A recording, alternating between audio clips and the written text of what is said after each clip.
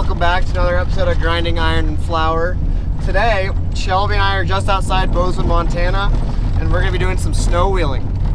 So we are on our way out to Flathead Pass, which is over here in the Bridgers, and we're going to see how far we can make it.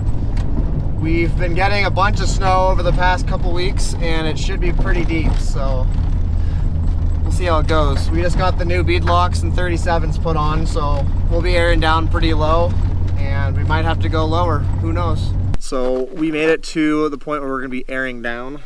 So I'm going to pull our valve stems out and bring it down to about 5 psi, and then see how that goes. Might need to go lower as we go higher in elevation, but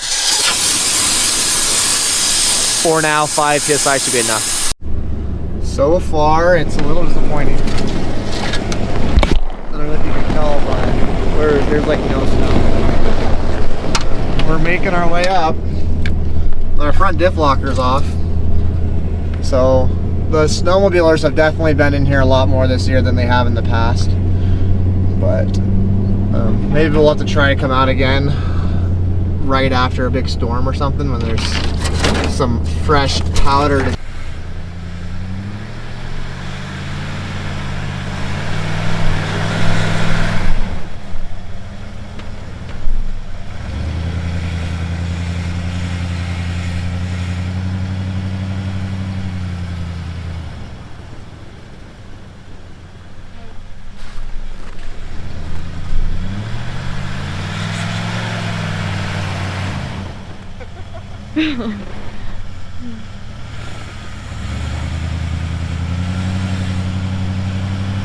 Uh-oh.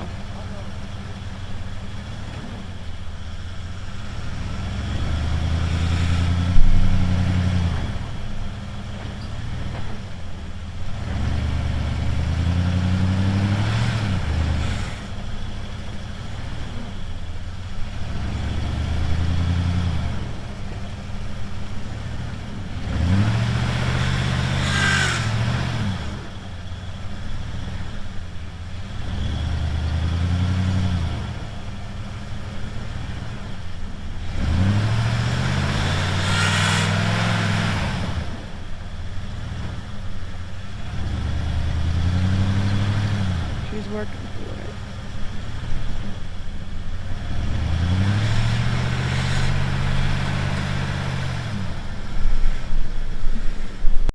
it. So as you can tell, the snow today is not the best. We have this thick layer of crust on top of snow. You can see all of it.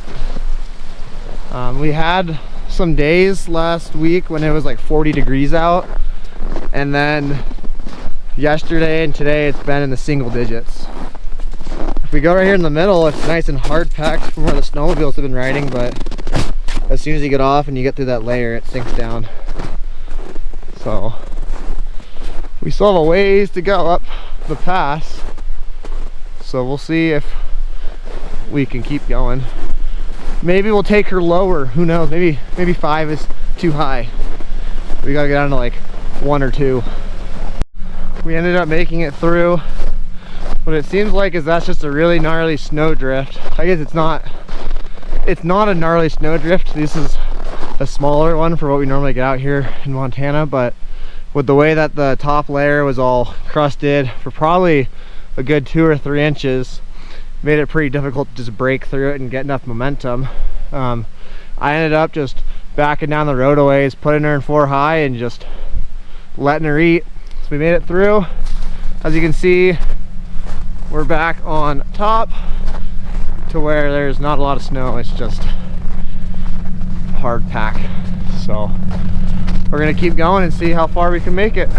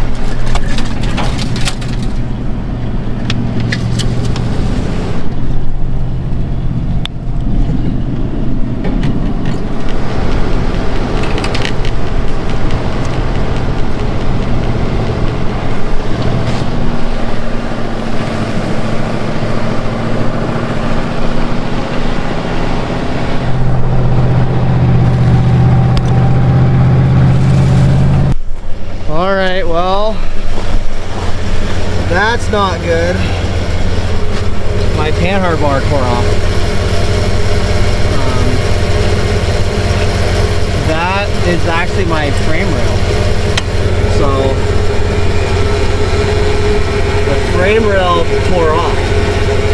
It has like this cross member over the actual frame rail, and that cross member is what tore off. And you can see the rivet right there that pulled out.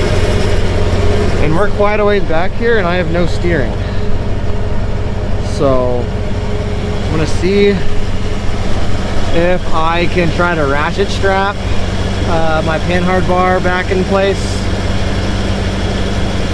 or maybe we can back down. But I heard a pop in one of the videos, or while we were driving up, and I was like, oh, I wonder what that is. And then I realized I had no steering, and that's what's up. All right, so we were able to back down the trail enough to get to this open field here. We were able to back up, swung the front end around, and then we just crawled her down.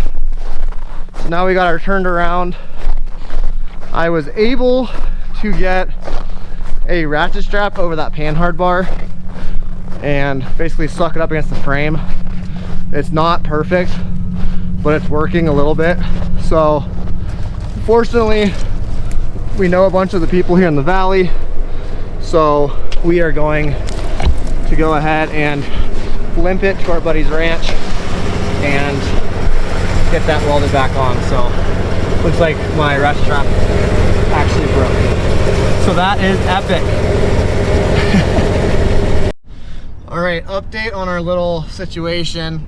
We were coming down the road and some out-of-staters in their stock Jeep Wrangler or whatever were stuck in the ditch. So we were able to get around them and then yanked them out and got them turned around. Now they're tailgating us down the mountain. We still don't have any steering. We're just barely, we have a little bit of steering because it'll like start to correct, but we don't really have that much steering to be honest. They were also in 2-wheel drive, so that's pretty epic. I got them put in 4-wheel and drug them through the ditch with no steering for probably 200 yards. So anyways, we'll keep you updated when we get to the shop and we get things welded back together. All right, so Shelby and I made it into our friend's shop here right below the trailhead. We're looking at the damage. That is engine cross member, totally ripped out. You can see right up there where it tore out. So, plan is, I'm gonna pull this off. I'm gonna cut that off. I'm gonna cut my engine cross member back some more, and then I'm gonna weld that sucker straight to the frame as hot as I can. So there's the issue. That is that engine cross member. As you can tell, none of my welds broke, but that plate tore out. So I'm gonna go ahead and cut all my welds off and get this piece thrown in.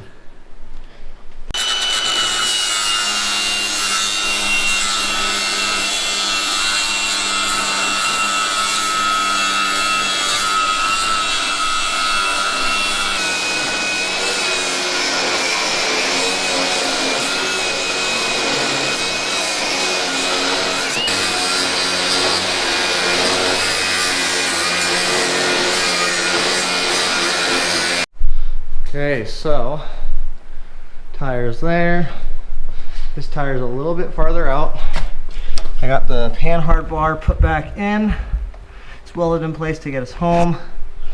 I don't have enough adjustment on my panhard bar to get my tires centered, so we're just gonna run it like this until I have time to get it in the shop and completely redo everything. So huge shout out to Ty letting us use the shop and get this done. Quick 20-minute job. So we're gonna air the tires up on his air compressor 'cause it's a lot faster, and then we'll be out of here. So thanks for watching, guys, and we'll catch you in the next one.